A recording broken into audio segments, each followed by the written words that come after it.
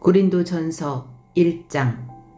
하나님의 뜻에 따라 그리스도 예수의 사도로 부르심을 받은 나 바울과 형제 소스데네는 고린도에 있는 하나님의 교회와 그리스도 예수 안에서 거룩하게 된 사람들에게 이 편지를 씁니다.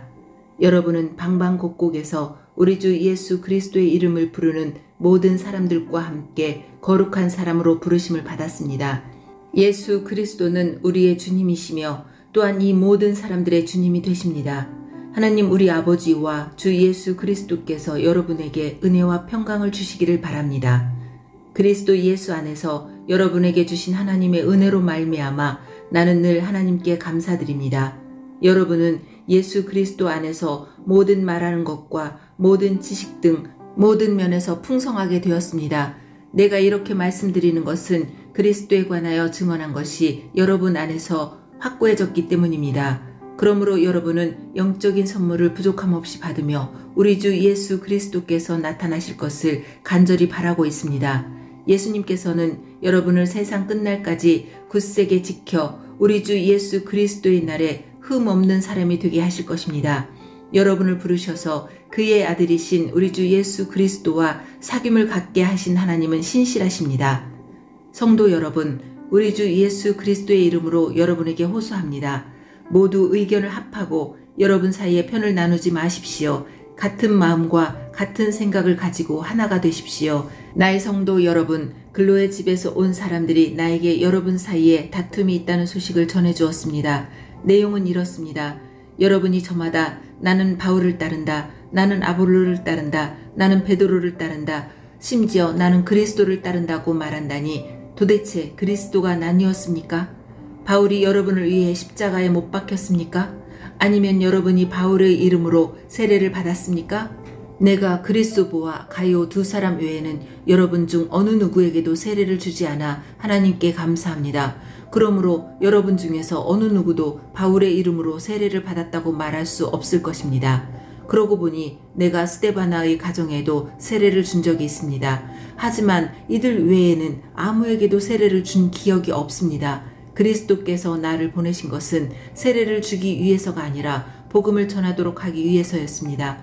그것은 인간의 지혜로운 말로 하라는 것이 아니었습니다. 그리스도의 십자가가 그 능력을 잃지 않게 하려는 것입니다. 십자가에 관한 말씀이 멸망할 사람들에게는 어리석은 것에 불과하지만 구원받은 우리에게는 하나님의 능력입니다. 성경에 이렇게 기록되어 있습니다. 내가 지혜로운 사람들의 지혜를 멸하고 지식 있는 사람들의 지식을 물리치리라. 지혜 있는 사람이 어디 있으며 학자가 어디 있습니까?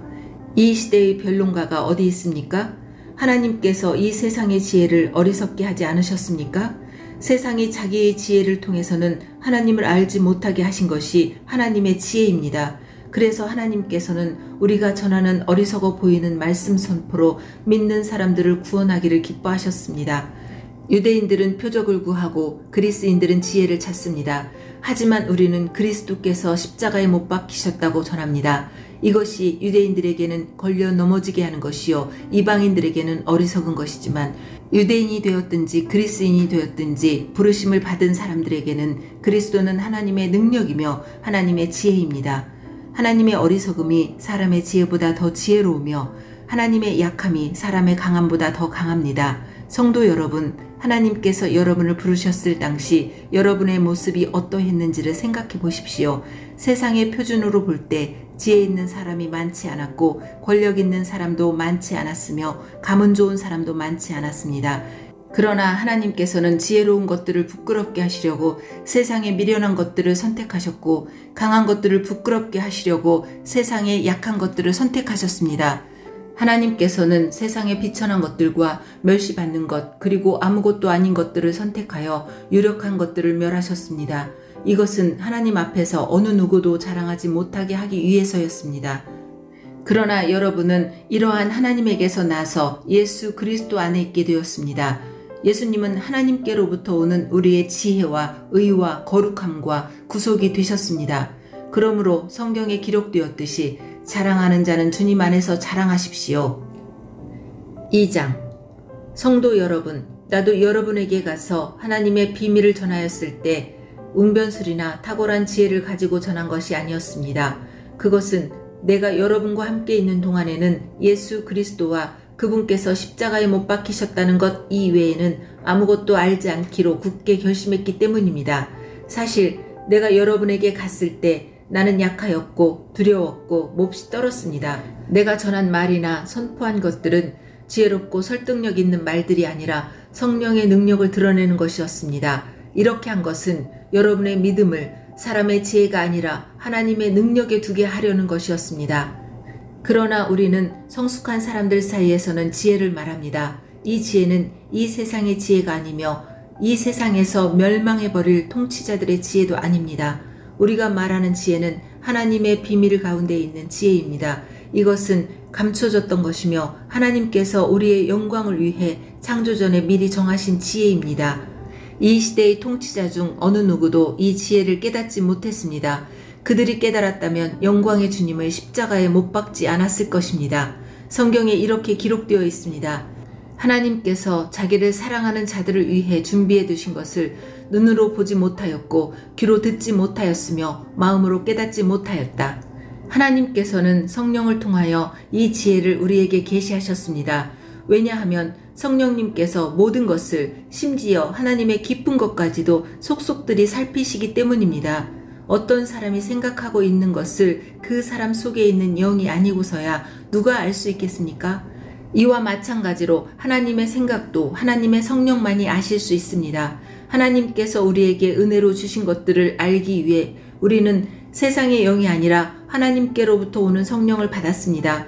우리는 사람의 지혜에서 배운 말로 하지 않고 성령으로부터 가르침을 받은 말씀으로 말합니다.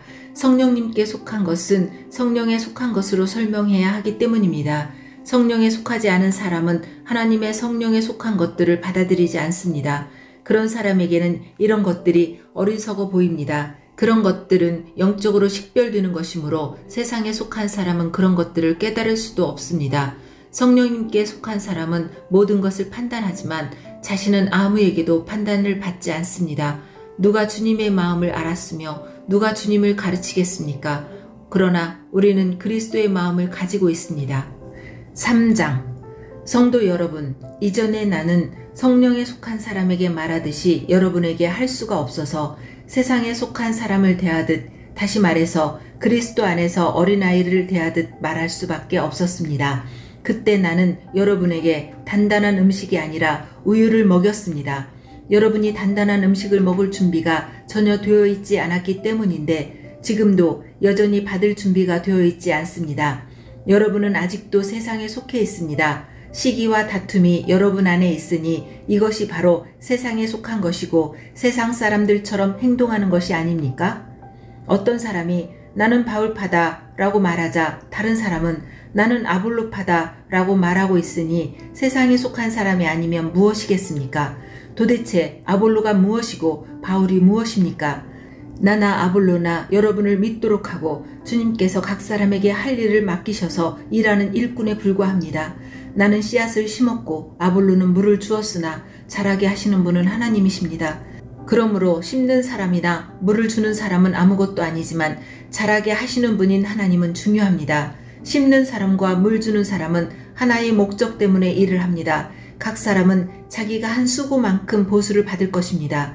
우리는 하나님의 동역자요, 여러분은 하나님의 밭이며 하나님의 건물입니다. 나는 하나님께서 내게 주신 은혜대로 유능한 건축가처럼 기초를 놓았습니다. 하지만 다른 사람들은 그 위에 건물을 세우고 있습니다. 그러나 각 사람은 이 기초 위에 어떻게 건물을 세워야 할지 주의해야 합니다.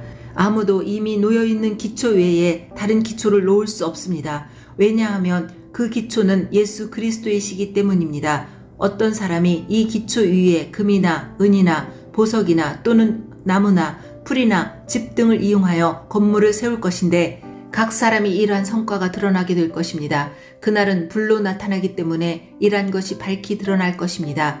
그래서 그 불이 각 사람의 한 일을 검증할 것입니다. 어떤 사람이 세운 것이 그대로 남아있으면 그는 보수를 받을 것입니다. 그가 세운 것이 다 없어져 버리면 그는 손실을 입게 될 것입니다. 그러나 그 사람 자신은 마치 불을 거쳐서 살아온 것 같은 구원을 받을 것입니다. 여러분은 자신들이 하나님의 성전인 것과 하나님의 성령께서 여러분 안에 계신다는 사실을 알지 못합니까? 누구든지 하나님의 성전을 멸하면 하나님께서 그 사람을 멸하실 것입니다. 그것은 하나님의 성전은 거룩하며 여러분 자신이 바로 그 성전이기 때문입니다. 자신을 속이지 마십시오. 여러분 중에 어떤 사람이 이 세상의 표준에 따라 자신이 지혜 있는 사람이라는 생각이 들거든 진정 지혜 있는 자가 되기 위해서 어리석은 사람이 되십시오. 이 세상의 지혜는 하나님께서 보시기에 어리석은 것입니다.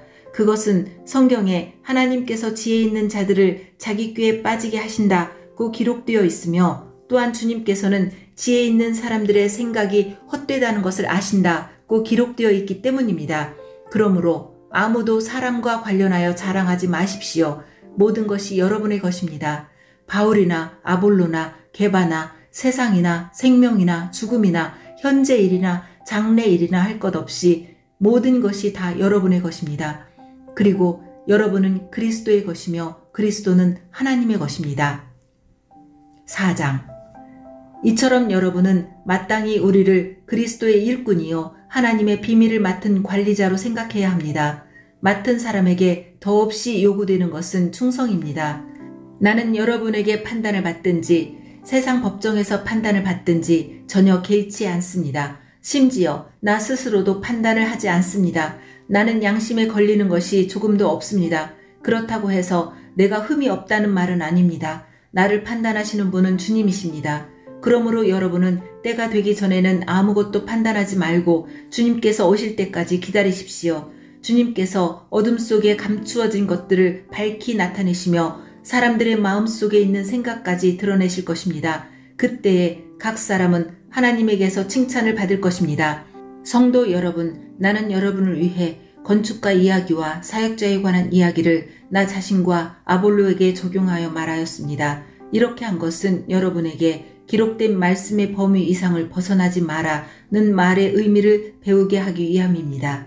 그러므로 여러분은 어느 한 사람은 지켜세우고 다른 사람은 깔보는 일을 하지 마십시오. 여러분을 별다르게 생각하는 사람이 누구입니까? 여러분이 하나님께로부터 받지 않은 것이 무엇이 있습니까? 모두 받은 것인데 왜 받지 않은 것처럼 자랑하고 있습니까? 여러분은 이미 배가 불렀습니다. 이미 부자가 되었습니다. 우리 없이도 이미 여러분은 왕노릇을 하였습니다. 우리도 여러분과 함께 왕노릇 할 수 있도록 차라리 여러분이 진짜 왕이었으면 좋겠습니다. 내 생각에는 하나님께서 우리 사도들을 마치 사형 선고를 받은 사람처럼 맹꼴찌로 내놓은 것 같습니다. 그래서 우리는 세상과 천사들과 사람들에게 구경거리가 되었습니다. 우리는 그리스도를 위하여 어리석은 사람이 되었습니다만 여러분은 그리스도 안에서 지혜로운 사람이 되었습니다. 우리는 약하지만 여러분은 강합니다. 여러분은 존경을 받으나 우리는 멸시를 받습니다. 지금 이 순간까지 우리는 굶주리고 목마르고 헐벗고 매맞고 집 없이 떠돌아다니면서 우리의 손으로 힘써서 일하였습니다. 우리는 저주를 받지만 축복해주고 핍박을 당하여도 참고 인내하며 모욕을 당하여도 다정한 말로 대답하였습니다. 바로 이 순간까지 우리는 세상의 쓰레기와 만물의 찌꺼기가 되었습니다. 여러분을 부끄럽게 하려고 이 글을 쓰고 있는 것이 아닙니다. 오히려 여러분을 내 사랑하는 자녀로 생각하여 훈계하기 위해 쓰고 있습니다. 그리스도 안에서 여러분에게 10,000명이나 되는 스승이 있을지 몰라도 아버지는 여러 명이 있을 수 없습니다. 그리스도 예수 안에서 내가 복음 때문에 여러분의 아버지가 되었습니다. 그러므로 여러분에게 권합니다. 나를 본받으십시오. 내가 디모데를 여러분에게 보낸 것도 이러한 이유 때문입니다. 그는 주님 안에서 신실한 나의 사랑하는 아들입니다. 디모데는 내가 모든 교회에서 가르쳤던 그대로 그리스도 예수 안에서 내가 살아왔던 방식을 여러분에게 상기시켜 줄 것입니다. 여러분 중에는 내가 여러분에게 가지 않을 줄로 생각하여 오만방자해진 사람이 있습니다. 그러나 주님의 뜻이면 나는 빠른 시일 안에 여러분에게로 가서 그 오만방자한 사람들의 말이 아니라 그들의 능력이 어떠한지를 알아볼 것입니다. 그것은 하나님의 나라는 말에 있지 않고 능력에 있기 때문입니다. 여러분은 무엇을 더 원하십니까? 내가 여러분에게 갈 때 채찍을 가지고 가는 것이 좋겠습니까? 아니면 사랑과 온유한 심정을 가지고 가는 것이 좋겠습니까? 5장. 여러분 사이에 음행이 있다는 소문이 들립니다. 어떤 사람이 계모를 데리고 살고 있다고 하는데 그와 같은 음행은 이방인들 사이에서도 볼 수 없는 일입니다. 그런 사실을 알고도 여러분은 자만하고 있습니까? 오히려 여러분은 슬퍼하고 이런 음행을 행한 사람을 여러분 가운데서 쫓아내야 하지 않겠습니까? 내가 비록 몸은 여러분에게서 떨어져 있지만 마음으로는 여러분 곁에 있어 마치 내가 그곳에 있는 것처럼 이미 그런 짓을 행한 사람을 심판하였습니다. 여러분이 우리 주 예수님의 이름으로 함께 모이고 나의 마음이 우리 주 예수님의 권능으로 여러분과 함께 있으니 그 사람을 사탄에게 내어주어 그 사람의 죄의 본성은 멸망당하더라도 영혼은 우리 주님의 날에 구원받게 해야 할 것입니다. 여러분이 자랑하는 것은 옳지 않습니다. 적은 양의 누룩이 반죽 덩어리 전체를 부풀게 한다는 속담을 알지 못하십니까? 여러분은 새 반죽이 되기 위해 묵은 누룩을 없애버리셔야 합니다. 유월절 어린 양이신 그리스도께서 죽으셨으므로 사실 여러분은 누룩이 들어있지 않은 새 반죽이 되었습니다. 그러므로 악의와 악독으로 가득 찬 묵은 누룩이 아니라 성실함과 진리로 가득한 누룩이 들어있지 않은 빵으로 유월절을 지킵시다. 나는 이미 편지에 음행하는 사람과 사귀지 말라고 썼습니다. 내 말은 음행하거나 탐욕스럽거나 속이거나 우상 숭배하는 이 세상 사람들과 전혀 어울리지 말라는 의미가 아닙니다. 그러려면 이 세상 밖으로 나가야 합니다. 내가 지금 어울리지 말라고 쓴 것은 어떤 사람이 그리스도인이라고 말은 하면서 음행하거나 탐욕이 있거나 우상을 숭배하거나 남을 모함하거나 술에 젖어 살거나 약탈하거나 한다면 그런 사람들과 어울리지 말라는 말입니다. 그런 사람들과는 음식도 같이 먹지 말라는 것입니다. 교회 밖에 있는 사람들을 심판하는 것이 내가 상관해야 할 일입니까? 여러분들이 심판해야 할 사람들은 교회 안에서 죄를 짓는 사람들이 아닙니까? 하나님께서는 교회 밖에 있는 사람들을 심판하실 것입니다. 여러분 중에서 악한 자를 쫓아내십시오. 6장. 여러분 중에 어떤 사람이 다른 사람들과 다툼이 있을 때 성도들에게 해결해달라고 하지 않고 왜 그것을 세상 법정에 고소하려고 합니까? 여러분은 성도들이 세상을 심판한다는 사실을 알지 못하십니까? 여러분들은 세상을 심판해야 할 사람들인데 사소한 문제도 여러분이 직접 심판할 능력이 없단 말입니까? 우리가 천사들을 심판한다는 사실을 알지 못하십니까? 하물며 이 세상의 사소한 일들이야 어떻겠습니까? 그런데 이런 일상적인 문제로 다툼이 일어날 때 여러분은 왜 교회에서 멸시하는 세상 사람들을 재판관으로 앉히는 것입니까? 나는 여러분을 부끄럽게 하려고 이 말을 하는 것입니다. 아니, 여러분 중에는 신자들 간의 문제를 해결해 줄 만큼 지혜로운 사람이 한 사람도 없단 말입니까? 여러분은 지금 신자가 다른 신자를 고소하는 것도 부족해서 하나님을 믿지 않는 사람 앞에서 재판을 받게 해야겠단 말입니까? 이렇게 여러분 사이에서 서로 고소하는 일이 발생하였다는 사실은 이미 여러분이 패배했음을 의미합니다. 이렇게 되느니 차라리 악한 일을 당하는 편이 낫지 않겠습니까? 아니면 속임을 당하는 쪽이 낫지 않겠습니까? 여러분 스스로가 불의를 행하고 속이고 있습니다. 그것도 성도들끼리 말입니다. 여러분은 불의한 자들이 하나님 나라를 기업으로 상속받지 못한다는 사실을 알지 못하십니까? 속지 마십시오. 음행하는 사람이나 우상 숭배하는 사람이나 간음하는 사람이나 남자로서 몸을 파는 사람이나 동성연애를 하는 사람이나 도적질하는 사람이나 탐욕이 가득한 사람이나 술에 젖어 사는 사람이나 모함하는 사람이나 약탈하는 자들은 하나님의 나라를 기업으로 상속받지 못할 것입니다. 여러분 중에 여기 속한 사람들이 있었습니다. 그러나 여러분은 우리 주 예수 그리스도의 이름과 우리 하나님의 성령으로 씻음을 받고 거룩해졌으며 의롭다함을 받았습니다. 내게는 무엇이든지 할 수 있는 자유가 있다. 이것은 여러분이 내세우는 표어입니다. 맞습니다. 하지만 모든 것이 다 유익한 것은 아닙니다. 내게는 무엇이든지 할 수 있는 자유가 있다. 고는 하지만 나는 어떤 것에 의해서도 제재를 받지 않을 것입니다. 음식은 배를 채우기 위해 있고 배는 음식을 먹기 위해 있다. 이것도 여러분이 내세우는 표어입니다. 그러나 하나님께서는 언젠가 이 모든 것을 필요 없게 만드실 것입니다. 우리 몸은 음행을 위해 있는 것이 아니라 주님을 위해 있으며 주님은 우리 몸을 위해 계십니다. 하나님께서 주님을 살리셨으니 그분의 능력으로 장차 우리도 살리실 것입니다. 여러분의 몸이 그리스도의 지체인 것을 알지 못하십니까? 그렇다면 내가 그리스도의 지체를 떼어 내 창녀와 한 몸으로 만들 수 있겠습니까? 그럴 수 없습니다. 창녀와 결합하는 사람은 창녀와 한 몸이 된다는 것을 알지 못하십니까? 성경에 두 사람이 한 몸이 될 것이다 라고 기록되어 있습니다. 하지만 주님과 연합하는 사람은 주님과 영적으로 하나가 됩니다. 음행을 멀리 하십시오. 사람이 짓는 모든 죄들은 몸 밖에서 일어나는 것이지만 음행하는 사람은 자신의 몸에 죄를 짓는 것입니다. 여러분의 몸은 하나님께 받은 것이며 여러분 안에 거하시는 성령의 전이라는 사실을 알지 못하십니까? 여러분은 여러분 자신의 것이 아닙니다. 여러분은 하나님께서 값을 치르고 산 몸입니다. 그러므로 여러분의 몸으로 하나님께 영광을 돌리십시오. 7장. 이제 여러분이 내게 보낸 편지에 사람이 결혼하지 않는 편이 낫다고 한 내용에 대해 말씀드리겠습니다. 음행이 성행하고 있으므로 남자마다 자기 아내를 두고 여자도 자기 남편을 두십시오. 남편은 아내에게 혼인의 의무를 다하고 아내도 남편에게 그렇게 하십시오. 아내가 자기 몸에 대한 권한을 행사하는 것이 아니라 남편이 하며 남편도 자기 몸에 대한 권한을 행사하는 것이 아니라 아내가 합니다. 남편과 아내는 서로 합의하여 기도에 전념하기 위해 얼마 동안 떨어져 있는 경우를 제외하고는 서로 떨어져 있지 마십시오. 잠시 떨어져 있는 경우라도 사탄이 여러분의 약함을 틈타 시험할지 모르니 그 후에는 다시 합치십시오. 이것은 내가 충고로 드리는 말씀이지 명령은 아닙니다. 나는 모든 사람이 나처럼 지내기를 바랍니다. 하지만 각 사람마다 하나님께 받은 은사가 달라서 어떤 사람은 이러하고 또 다른 사람은 저러합니다. 결혼하지 않은 사람들과 과부들에게 말합니다. 여러분들도 나처럼 결혼하지 않고 지내는 것이 여러분에게 좋습니다. 그러나 자신을 절제할 수 없거든 결혼하십시오. 욕정에 불타는 것보다 결혼하는 편이 낫습니다. 이제 이미 결혼한 사람들에게 명령합니다. 이것은 나의 명령이 아니라 주님의 명령입니다. 아내는 남편과 헤어지지 마십시오.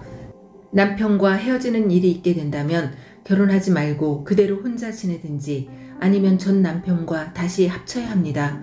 남편 역시 아내를 버려서는 안 됩니다. 그 외의 사람들에게 말합니다. 이것은 주님의 말씀이 아니라 내 생각입니다.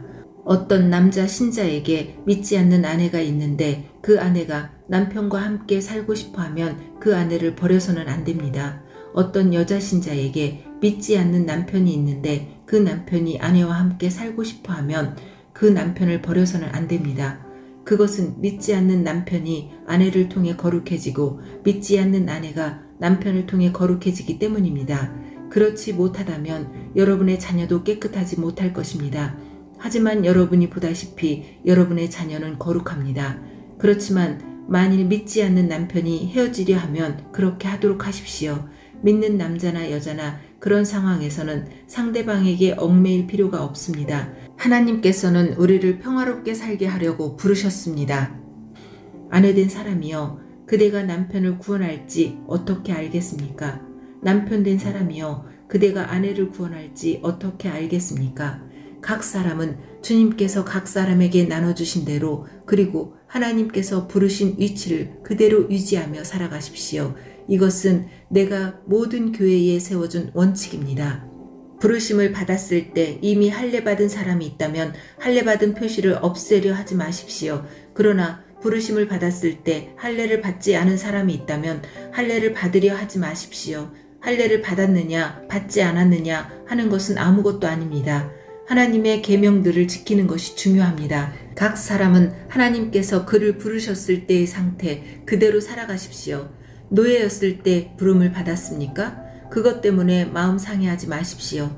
그러나 혹시 자유를 얻을 기회가 생기면 그 기회를 활용하십시오. 주님 안에서 부르심을 받았을 때에 노예인 사람은 주님께 속한 자유인입니다. 이와 마찬가지로 부르심을 받았을 때에 자유인인 사람은 그리스도의 노예입니다. 여러분은 값을 치르고 산 사람들입니다. 더 이상 사람들의 노예가 되지 마십시오. 성도 여러분 각 사람은 부르심을 받은 위치에 그대로 머물러 계시면서 하나님께 책임을 다하시기 바랍니다. 이제 여러분이 편지에 언급한 결혼하지 않은 처녀들에 관해 말하고자 합니다. 이 부분에 대해서는 특별히 주님으로부터 받은 명령이 없습니다. 하지만 나는 주님의 자비하심을 힘입어 믿을 만한 사람이 되어 의견을 제시하고자 합니다. 현재 겪고 있는 고난을 생각하면 결혼하지 않은 사람은 현재대로 지내는 것이 더 좋다고 생각합니다. 아내가 있는 사람이 있습니까? 아내와 헤어지려 하지 마십시오. 아내와 헤어졌습니까? 아내를 구하려고 하지 마십시오. 그러나 여러분이 결혼한다고 해도 죄를 짓는 것이 아닙니다. 처녀가 결혼한다고 해도 죄를 짓는 것은 아닙니다. 다만 결혼하게 된 뒤에는 이 세상에서 겪는 환난을 맞이하게 될 것입니다. 나는 여러분을 아껴서 이런 말을 하였습니다. 성도 여러분, 내가 하고자 하는 말은 이렇습니다. 시간이 얼마 남지 않았습니다. 지금부터는 아내가 있는 사람들은 아내가 없는 사람처럼 사십시오. 우는 사람은 울지 않는 사람처럼, 기쁨에 넘친 사람은 기쁘지 않은 사람처럼, 물건을 사는 사람은 자기가 산 것을 가지고 있지 않은 사람처럼 사십시오. 세상 물건을 쓰는 사람은 그것들의 마음이 뺏기지 않은 사람처럼 사십시오. 그것은 이 세상의 현재 모습이 지나가고 있기 때문입니다. 나는 여러분이 마음 쓰는 것 없이 살기를 바랍니다. 결혼하지 않은 남자는 어떻게 하면 주님을 기쁘시게 할까 하고 주님의 일에 마음을 씁니다. 그러나 결혼한 남자는 어떻게 하면 아내를 기쁘게 해줄까 하며 세상 일에 마음을 쓰게 됩니다. 결혼한 남자의 마음은 이렇게 나뉘어집니다. 결혼하지 않은 여자나 처녀는 자기의 몸이나 영혼을 주님께 거룩하게 드리기 위해 주님의 일에 마음을 쓰지만, 결혼한 여자는 어떻게 하면 남편을 기쁘게 할 수 있을까 생각하며 세상 일에 마음을 씁니다. 여러분 자신의 유익을 위해서 내가 이런 말을 하는 것이지 여러분을 속박하려고 그러는 것이 아닙니다.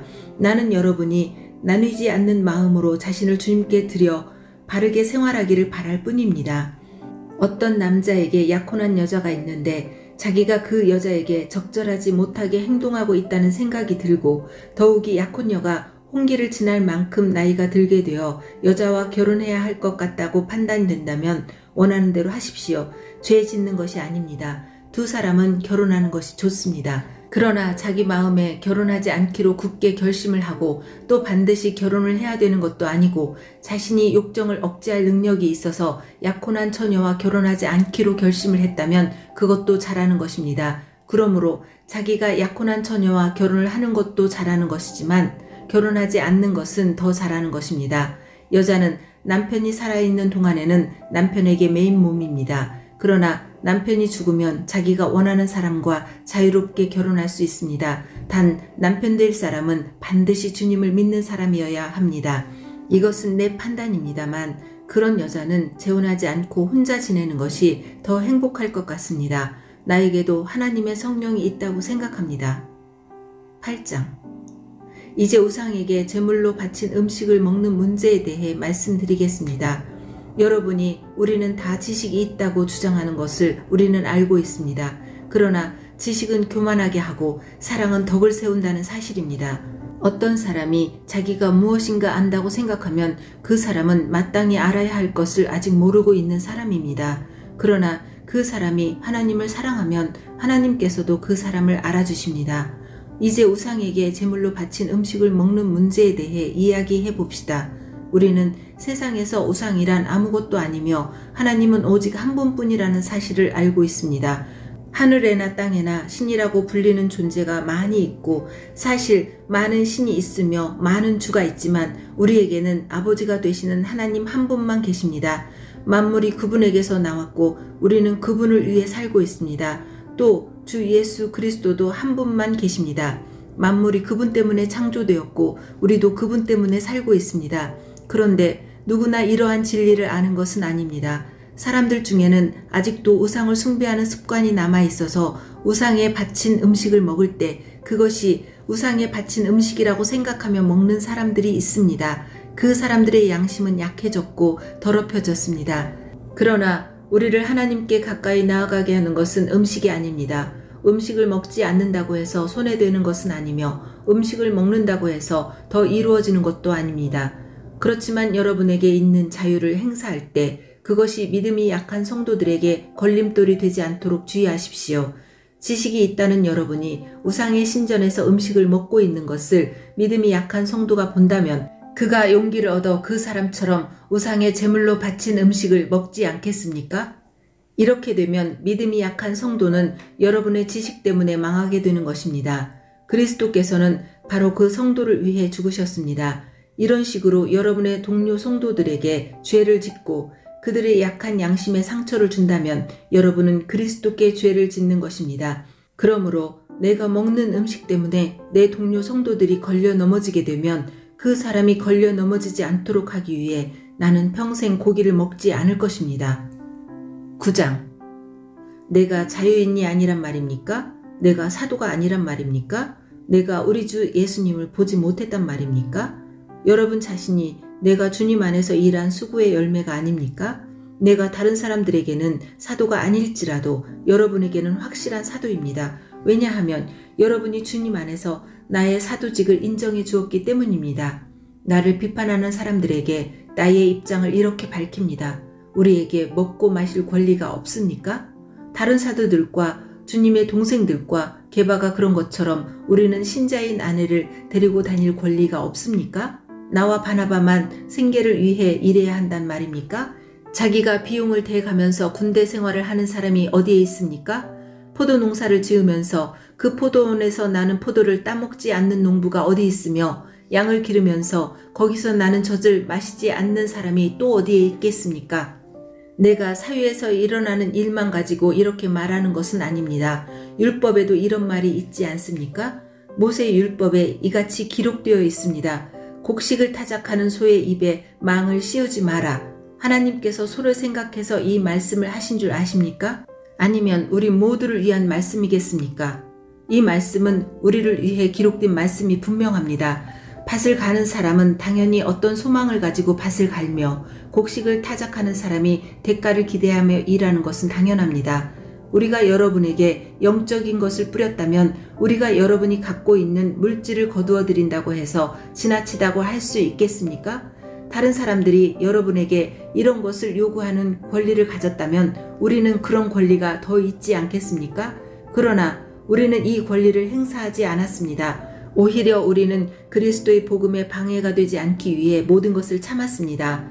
여러분은 성전에서 일하는 사람들이 성전에서 나오는 음식을 먹으며 제단에서 봉사하는 사람들이 제단에 바친 것 중에 일부분을 나누어 가진다는 사실을 알지 못합니까? 이와 같이 주님께서도 복음을 전하는 사람들은 복음을 전하는 일로 생활하라고 정하셨습니다. 그러나 나는 이러한 권리를 하나도 사용하지 않았습니다. 그렇다고 해서 여러분이 나에게 그렇게 해주기를 바라서 이 편지를 쓰는 것은 아닙니다. 내가 가지고 있는 이러한 자부심을 빼앗기기보다는 차라리 굶어 죽는 편이 더 낫습니다. 내가 복음을 전한다 해도 자랑할 것이 없는 것은 그것이 내가 당연히 해야 하는 일이기 때문입니다. 만일 내가 복음을 전하지 않는다면 나에게 화가 내릴 것입니다. 만일 내가 자원해서 복음을 전한다면 당연히 보수를 받을 것입니다. 그러나 자원해서 하는 일이 아니라면 이것은 내게 맡기신 직무를 다하는 것일 뿐입니다. 그러면 내가 받을 상이 무엇입니까? 바로 이것입니다. 내가 복음을 전할 때 아무 대가도 받지 않고 전하는 것과 복음을 전하면서 나의 권리를 사용하지 않는 것입니다. 나는 자유인이며 어느 누구에게도 매어 있지 않습니다. 그러나 나는 되도록 많은 사람을 얻기 위해 스스로 많은 사람의 종이 되었습니다. 유대인들에게는 유대인들을 얻고자 유대인처럼 되었습니다. 율법 아래에 있는 사람들을 대할 때는 비록 나 자신은 율법 아래에 있지 않지만 그들을 얻기 위해 율법 아래에 있는 사람처럼 되었습니다. 율법 없는 사람들에게는 비록 나 자신은 하나님의 율법을 떠난 사람이 아니라 그리스도의 율법 아래에 있는 사람이지만 율법 없는 사람들을 얻기 위해 율법 없는 사람처럼 되었습니다. 믿음이 약한 사람들에게는 약한 사람들을 얻기 위해서 약한 사람이 되었습니다. 내가 모든 사람들에게 그들과 같이 된 것은 아무쪼록 모든 방법을 다하여 그들 중에 몇 사람이라도 구원하기 위해서였습니다. 나는 복음이 주는 복에 참여하기 위해 복음을 전하는 일이라면 무슨 일이든지 하고 있습니다. 경기장에서 경주자들이 다 달려가지만 상을 받는 사람은 한 명뿐인 것을 알지 못하십니까? 이와 같이 여러분도 상을 받을 수 있도록 달리십시오. 경기를 하려는 사람은 모든 면에서 자기 절제를 하는 법입니다. 그들은 썩어 없어질 면류관을 얻으려고 절제를 하지만 우리는 썩지 않을 면류관을 얻으려고 그렇게 합니다. 이처럼 나는 목표가 없는 사람처럼 달리지 않습니다. 나는 허공에다 주먹을 휘둘러대는 사람처럼 싸우지 않습니다. 나는 내 몸을 쳐서 굴복시킵니다. 내가 다른 사람들에게는 복음을 전했으나 정작 나 자신은 자격 미달이 될까 두렵습니다. 10장. 성도 여러분, 여러분이 알았으면 하는 것이 있습니다. 그것은 우리 조상들이 다 구름 아래 있었으며 바다를 무사히 건넜던 일입니다.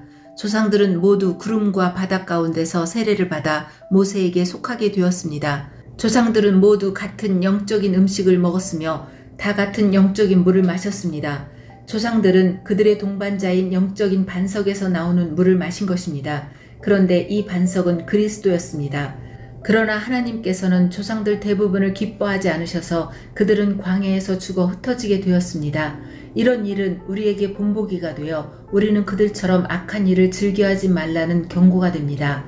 여러분 중에 우상 숭배를 하는 사람들이 있는데 여러분은 그들처럼 우상 숭배하지 마십시오. 성경에 백성들이 앉아 먹고 마셨으며 일어나 춤을 추었다고 기록되어 있습니다. 조상들 중에 가늠한 사람이 있었는데 우리는 그들처럼 가늠하지 맙시다. 그들이 가늠하다가 하루에 23,000명이 죽임을 당했습니다. 또 우리 조상들 중에는 주님을 시험하다가 뱀에 물려 죽은 사람들이 있었습니다. 우리는 그들처럼 주님을 시험하지 맙시다. 조상들 중에는 불평을 늘어놓다가 멸망시키는 천사에게 멸망당한 사람들이 있었습니다. 그러니 여러분들은 불평하지 마십시오. 이 모든 일들은 우리 조상들에게 본보기로 일어난 일들이며 세상의 종말이 다가오는 시대를 살고 있는 우리에게 경고를 하기 위해 기록되었습니다. 그러므로 자기가 굳게 서 있다고 생각하는 사람은 넘어지지 않도록 주의하십시오. 누구나 겪는 시험 이외에 여러분에게 닥칠 시험은 없습니다. 하나님은 신실한 분이셔서 여러분이 감당할 수 있는 능력 이상의 시험을 당하도록 내버려 두지 않으십니다. 그리고 여러분이 시험 당할 때에 시험을 견디고 거기서 빠져나올 수 있는 길을 주십니다. 그러므로 나의 사랑하는 여러분, 우상 숭배를 멀리 하십시오. 나는 여러분에게 결단력이 있다고 생각하여 이 말씀을 드립니다. 내가 하는 말을 판단해 보십시오. 우리가 축복하는 축복의 잔이 그리스도의 피에 참여하는 것이 아니란 말입니까? 또 우리가 나누어 먹는 빵이 그리스도의 몸에 참여하는 것이 아니란 말입니까? 빵이 하나이기에 우리 모두가 하나의 빵을 먹는 것은 우리가 여럿이라도 모두 하나의 몸인 것입니다. 이스라엘 사람들을 생각해 보십시오. 희생 제물을 먹는 사람들은 제단에 참여하는 사람들이 아닙니까? 내가 말하려는 것이 우상에 바친 음식이나 우상이 무슨 대단한 것이라도 된다는 의미로 들립니까? 그렇지 않습니다. 사람들이 제단에 바치는 것은 귀신에게 바치는 것이지 하나님께 바치는 것이 아닙니다. 나는 여러분들이 귀신과 사귀는 사람이 되는 것을 원하지 않습니다. 여러분은 주님의 잔을 마시고 동시에 귀신의 잔을 마실 수는 없으며 주님의 식탁에 참여하면서 귀신의 식탁에 참여할 수는 없습니다. 우리가 주님을 질투하게 만들어서야 되겠습니까? 우리가 주님보다 더 강한 자란 말입니까? 모든 것이 허용되었다고 여러분은 말하지만 모든 것이 다 유익한 것은 아닙니다. 또 모든 것이 허용되었다고들 그러지만 모든 것이 다 덕을 세우는 것은 아닙니다. 누구나 자기 유익을 구해서는 안 되고 다른 사람의 유익을 구하여야 합니다. 시장에서 파는 고기는 어떤 것이 되었든지 양심을 위해 꼬치꼬치 캐묻지 말고 그냥 사 먹으십시오. 땅과 그 안에 가득한 것이 다 주님의 것이기 때문입니다. 주님을 믿지 않는 사람이 여러분을 식사에 초대하여 여러분이 그 집에 가거든 차려놓은 음식은 양심을 위해 꼬치꼬치 캐묻지 말고 무엇이나 드십시오. 그러나 누가 이 음식은 제물로 바쳤던 것이요 라고 말하면 말해준 그 사람과 그의 양심을 위해 그 음식을 먹지 마십시오. 내가 여기서 말하는 양심은 여러분 자신의 양심이 아니라 다른 사람의 양심을 의미하는 것입니다. 왜 나의 자유가 다른 사람의 양심에 의해 판단을 받아야 합니까? 내가 감사하고 음식을 먹는데 내가 음식을 먹는 것 때문에 비난받아야 할 이유가 어디에 있습니까? 그러므로 여러분은 먹든지 마시든지 무엇을 하든지 모든 것을 하나님의 영광을 위해 하십시오. 유대인에게나 이방인에게나 하나님의 교회에 걸림돌 같은 존재가 되지 마십시오. 나처럼 하십시오. 나는 나의 유익을 구하지 아니하고 많은 사람들의 유익을 구하였습니다. 많은 사람들이 구원받도록 모든 면에서 모든 사람들을 기쁘게 하려고 하였습니다. 11장 내가 그리스도의 본을 따른 것처럼 여러분도 나의 본을 따르십시오. 여러분이 모든 일에 나를 기억하고 있고 내가 여러분에게 전하여 준 것을 붙들고 있으므로 여러분을 칭찬합니다. 그러나 여러분이 깨달았으면 하는 것이 하나 있습니다. 그것은 모든 남자의 머리는 그리스도며 여자의 머리는 남자이며 그리스도의 머리는 하나님이시라는 사실입니다.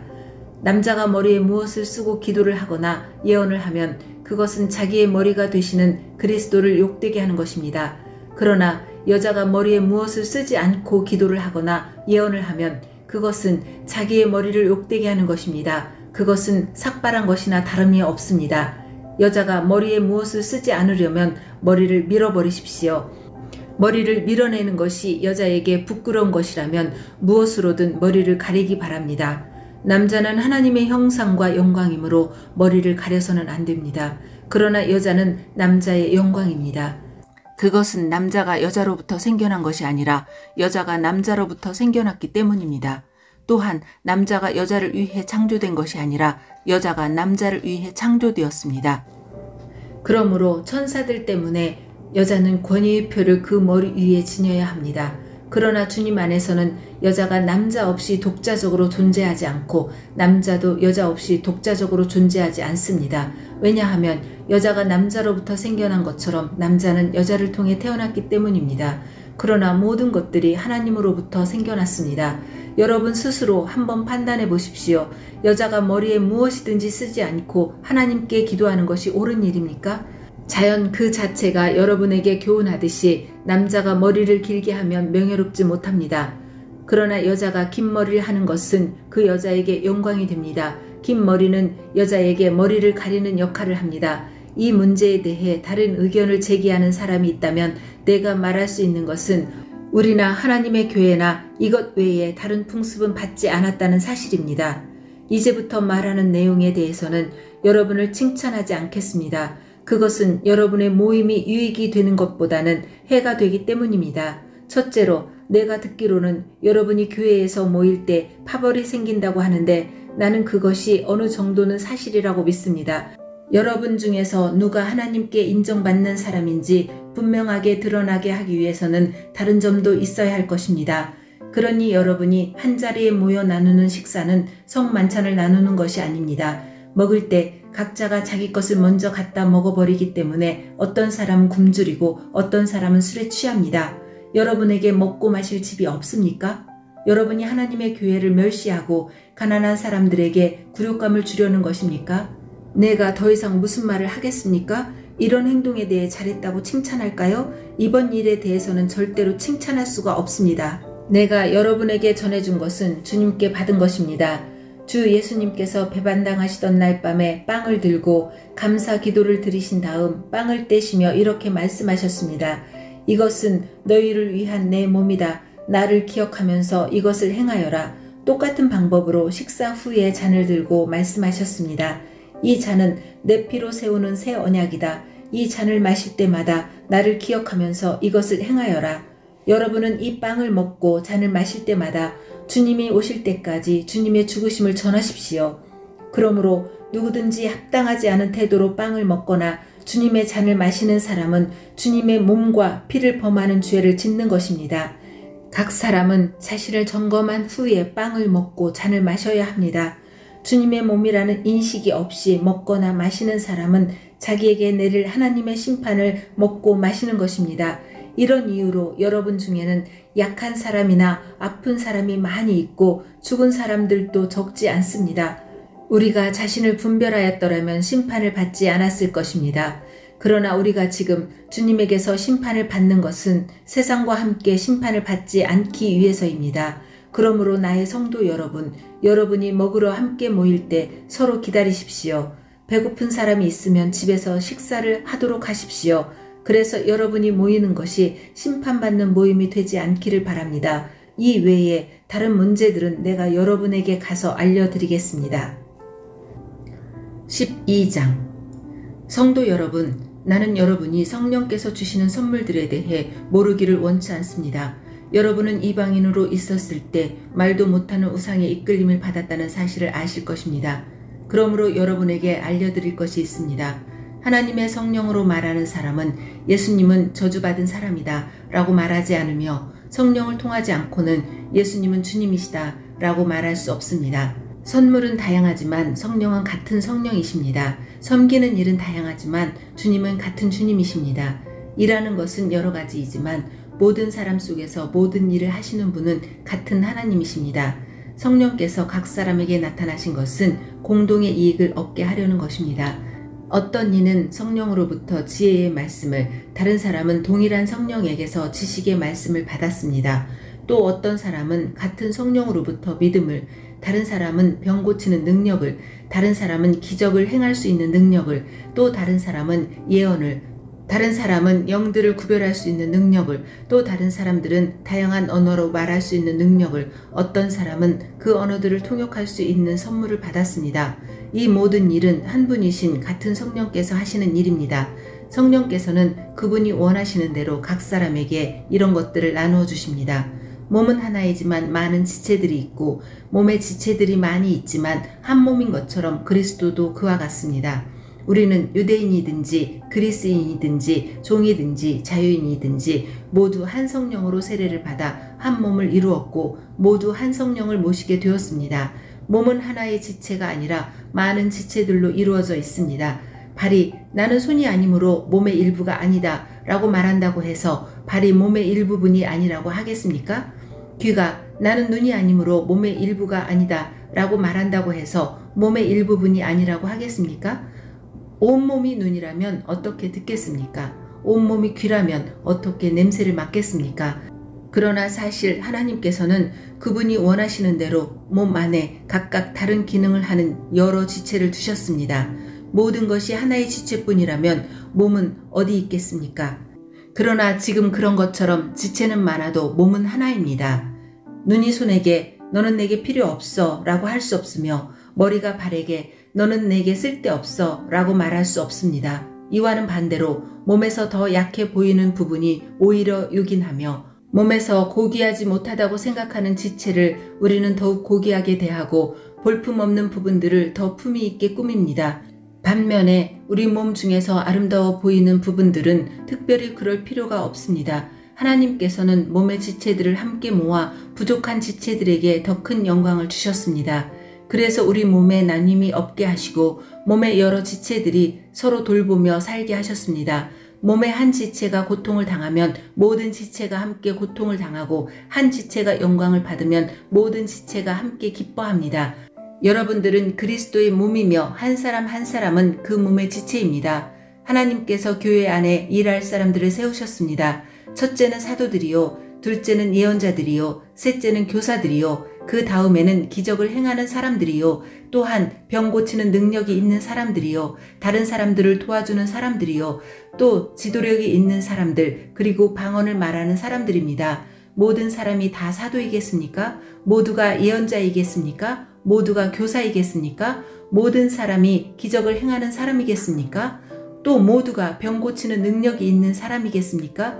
모두가 방언으로 말하는 사람이겠습니까? 모두가 방언을 통역하는 사람이겠습니까? 하지만 여러분들은 더 큰 선물을 받도록 간절히 구하십시오. 이제 나는 여러분에게 가장 좋은 길을 보여드리겠습니다.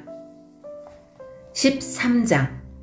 내가 사람의 방언과 천사의 말을 하더라도 내게 사랑이 없다면 나는 울리는 종과 시끄러운 꽹과리와 다를 게 없습니다. 내가 예언하는 선물을 받고 모든 비밀과 모든 지식을 헤아리고 또 산을 옮길 만한 믿음을 가지고 있다 하더라도 내게 사랑이 없다면 나는 아무것도 아닙니다. 내가 내 모든 재산을 나누어 주고 내 몸을 불사르게 내어준다 하더라도 사랑이 없으면 내가 얻는 것은 아무것도 없습니다. 사랑은 오래 참습니다. 사랑은 친절합니다. 사랑은 시기하지 않습니다. 사랑은 자랑하지 않습니다. 사랑은 교만하지 않습니다. 사랑은 무례히 행동하지 않습니다. 사랑은 자기 이익을 구하지 않습니다. 사랑은 쉽게 성내지 않습니다. 사랑은 원한을 품지 않습니다. 사랑은 불의를 기뻐하지 않고 진리와 함께 기뻐합니다. 사랑은 모든 것을 덮어주며 모든 것을 믿으며 모든 것을 소망하며 모든 것을 견뎌냅니다. 사랑은 영원합니다. 예언은 있다가도 없고 방언도 있다가 그치며 지식도 있다가 사라질 것입니다.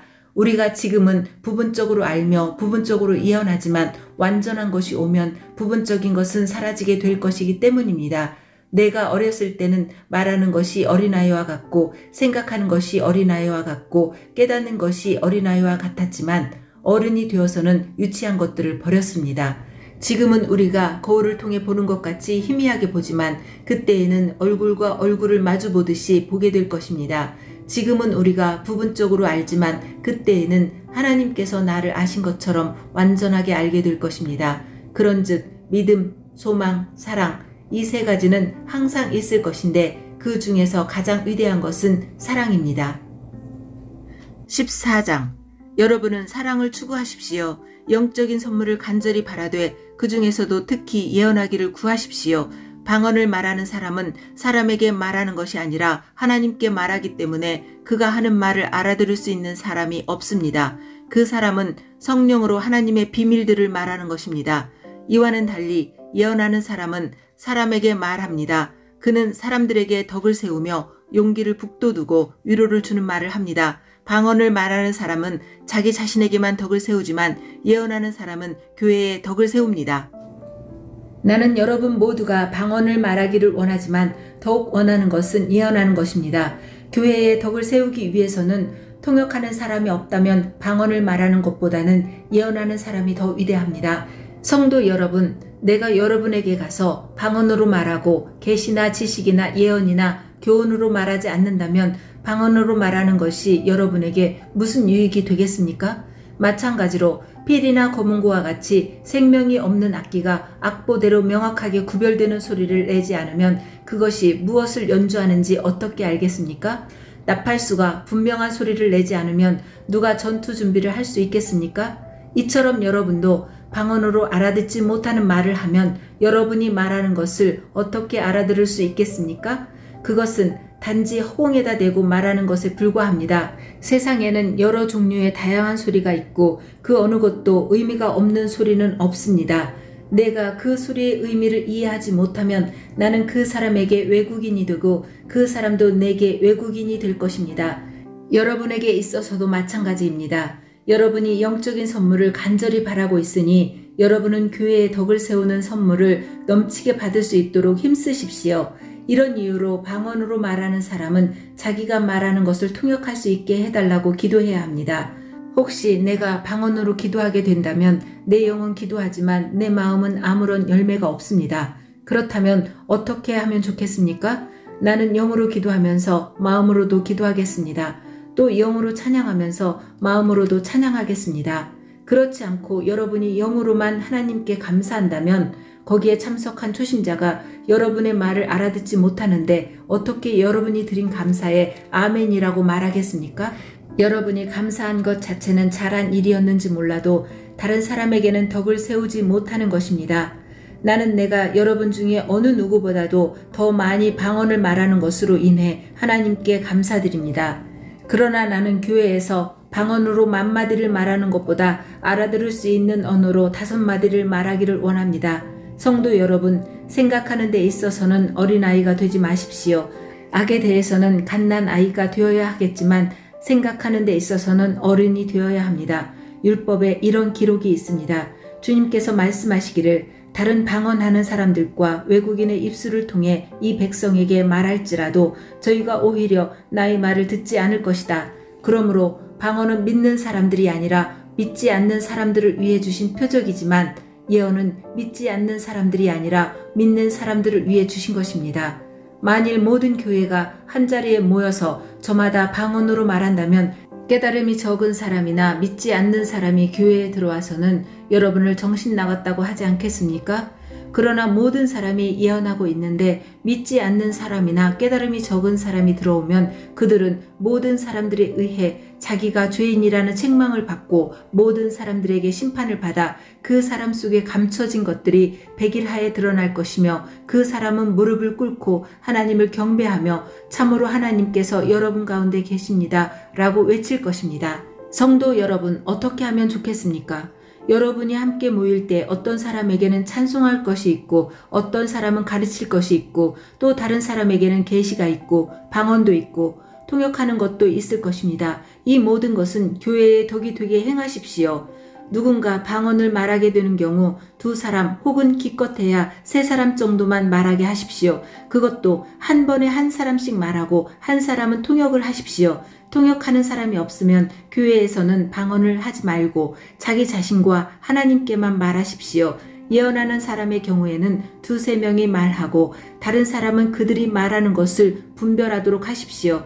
그러나 만일 앉아있는 다른 사람에게 계시가 내리면 먼저 예언하던 사람은 예언을 그쳐야 합니다. 이래야 여러분 모두가 차례대로 예언할 수 있게 되어 모든 사람들이 교훈과 격려를 받게 됩니다. 예언자들의 영은 예언자들이 자기 절제에 의해 통제를 받습니다. 하나님은 무질서의 하나님이 아니라 평화의 하나님이십니다. 성도들의 모든 교회에서 그렇게 하듯이 여자는 교회에서 말없이 있어야 합니다. 여자들이 말하는 것은 허락되지 않았습니다. 율법에서 말하듯이 여자들은 복종해야 합니다. 혹시 배우고 싶은 것이 있으면 집에서 자기 남편들에게 물어보십시오.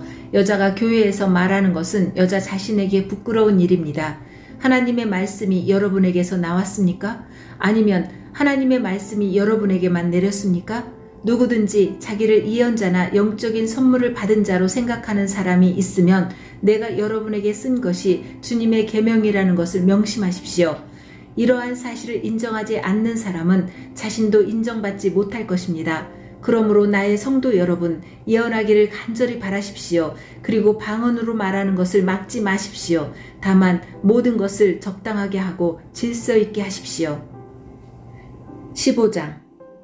성도 여러분, 내가 여러분에게 전파한 복음에 대해 여러분에게 알려드리려고 합니다. 여러분이 받아 그 안에 굳게 선 복음 말입니다. 내가 여러분에게 전파한 말씀을 굳게 붙들고 헛되이 믿지 않으면 여러분은 이 복음으로 구원을 얻습니다. 내가 받은 가장 중요한 것을 여러분에게 전해주었습니다.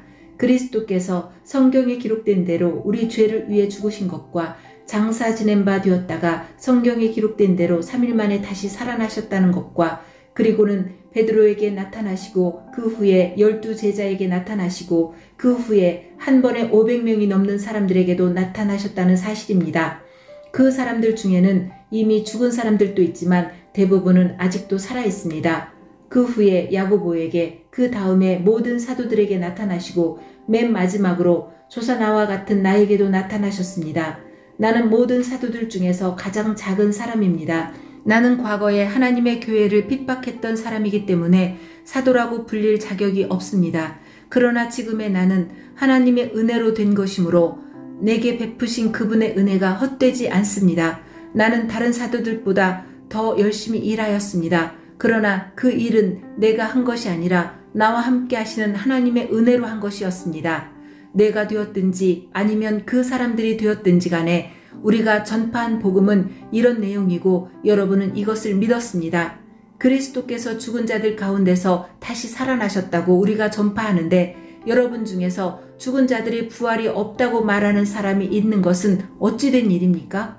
죽은 자들이 부활이 없다면 그리스도께서도 다시 살아나지 못하셨을 것입니다. 그리고 그리스도께서 다시 살아나지 못하셨다면 우리가 전파한 복음도 헛되며 여러분의 믿음도 헛될 것입니다. 그뿐만이 아닙니다. 우리는 하나님께서 그리스도를 다시 살리셨다고 그분에 대해 증언했으니 하나님에 대해 거짓 증언한 사람들로 판명될 것입니다. 죽은 자들이 다시 살아나지 못한다면 하나님께서 그리스도를 다시 살리지 않았을 것입니다. 참으로 죽은 자들이 다시 살아나는 일이 없다면 그리스도께서도 다시 살아나지 못했을 것입니다.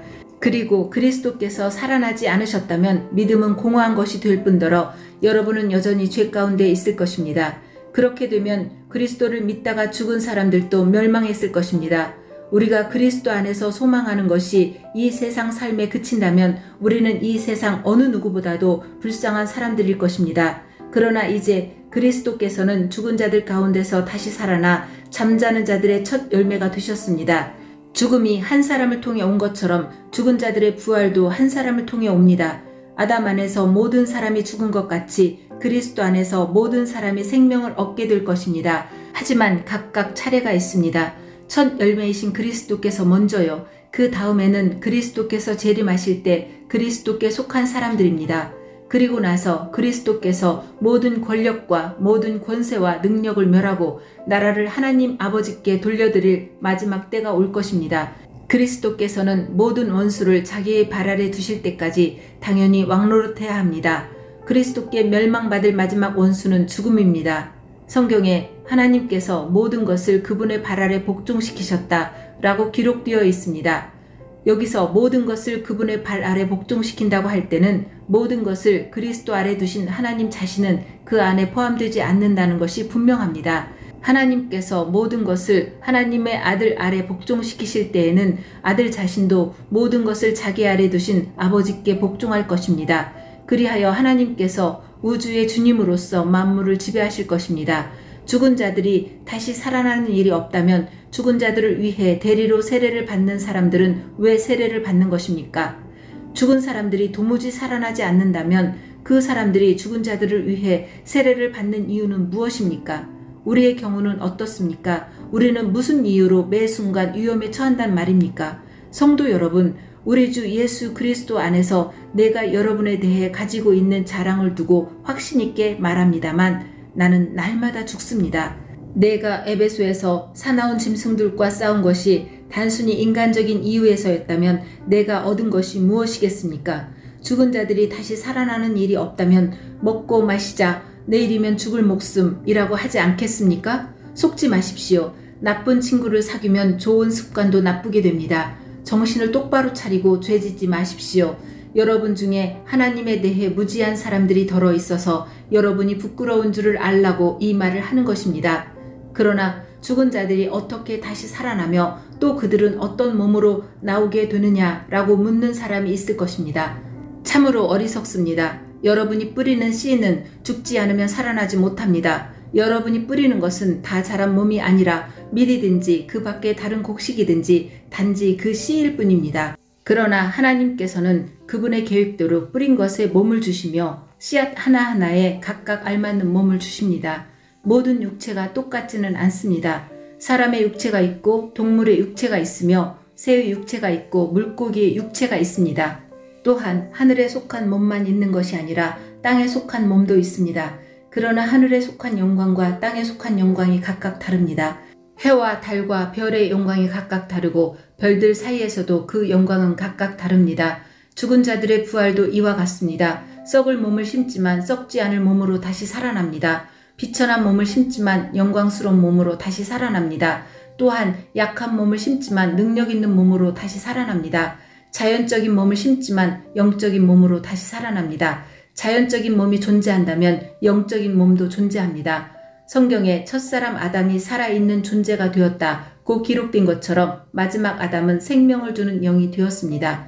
그러나 신령한 몸이 먼저 있었던 것은 아닙니다. 자연적인 몸이 먼저 있었고 그 후에 신령한 몸이 왔습니다. 첫사람은 땅의 흙에서 나왔고 둘째 사람은 하늘에서 났습니다. 땅에 속한 사람들은 땅에 속한 그 사람과 같고 하늘에 속한 사람들은 하늘에 속한 그분과 같습니다. 우리가 땅에 속한 사람의 형상을 지니고 있는 것처럼 하늘에 속한 분의 형상을 지니게 될 것입니다. 성도 여러분, 내가 분명히 선언하거니와 육체와 피는 하나님의 나라를 상속받을 수 없으며 썩는 것은 썩지 아니하는 것을 상속받을 수 없습니다. 내가 여러분에게 비밀을 알려드리겠습니다. 우리는 다 잠잘 것이 아니라 변화될 것입니다. 마지막 나팔 소리가 울릴 때 눈 깜짝할 사이에 죽은 자들이 썩지 않을 몸으로 다시 살아나며 우리는 변화될 것입니다. 썩을 몸은 반드시 썩지 않을 몸을 입어야 하며 죽을 몸은 죽지 않을 몸을 입어야 합니다. 썩을 몸이 썩지 않을 몸을 입고 죽을 몸이 죽지 않을 몸을 입게 되면 승리가 죽음을 삼켜버렸다고 기록된 말씀이 사실로 드러나게 될 것입니다. 죽음아, 너의 승리가 어디 있느냐? 죽음아, 너희 찌르는 것이 어디 있느냐? 죽음이 찌르는 것은 죄이며 죄의 힘은 율법입니다. 그러나 우리 주 예수 그리스도를 통해 우리에게 승리를 주시는 하나님께 감사합니다. 그러므로 나의 사랑하는 성도 여러분, 굳게 서서 흔들리지 말고 항상 주님의 일을 위해 자신을 드리십시오. 주님을 위해 일한 여러분의 수고는 결코 헛되지 않는 것임을 기억하시기 바랍니다. 16장. 이제 성도들을 돕기 위한 헌금에 대해 말하고자 합니다. 내가 갈라디아의 여러 교회에 지시한 대로 여러분도 그렇게 하십시오. 여러분은 매주 첫날 각자 할 수 있는 대로 자기 수입에 따라 얼마씩을 저축해 두십시오. 그리하여 내가 여러분에게 갈 때 헌금을 하느라고 마음 쓰는 일이 없게 하십시오. 내가 그곳에 가게 되면 여러분이 인정하는 사람에게 내가 소개장을 주어 그가 여러분이 모은 선물을 예루살렘으로 가져가게 하겠습니다. 만일 나도 가는 것이 더 좋다면 그들은 나와 함께 갈 것입니다. 나는 마케도니아에 갈 일이 있으니 그곳에 들렀다가 여러분에게 가려고 합니다. 여러분에게 가면 나는 얼마 동안 여러분과 함께 지낼 것 같습니다. 어쩌면 그곳에서 겨울을 날지도 모르겠습니다. 그런 뒤에 다음 목적지가 어디든지 간에 여러분이 그리로 나를 보내주시기 바랍니다. 나는 지금 지나가는 길에 잠깐 들러 여러분을 보려는 것이 아닙니다. 주님이 허락하신다면 한동안 여러분과 함께 지내고 싶습니다. 그러나 오순절까지는 에베소에 머물 예정입니다. 나를 대적하는 자들이 많기는 하지만 많은 일을 할 수 있는 큰 문이 내게 열려있기 때문입니다. 디모데가 그리로 가면 여러분과 지내는 동안 아무런 두려움이 없게 해주십시오. 디모데는 나와 마찬가지로 주님을 위해 일하는 사람입니다. 그러니 아무도 그를 업신여기지 마십시오. 디모데가 평안한 마음으로 내게 돌아오게 해주십시오. 나는 다른 성도들과 함께 디모데를 기다리고 있습니다. 형제 아볼로에 대해서 말씀드립니다. 나는 아볼로에게 성도 여러 명과 함께 여러분을 방문하라고 몇 번 권했으나 지금은 가고 싶은 마음이 없는 것 같습니다. 그러나 아볼로는 기회가 되면 여러분을 보러 갈 것입니다.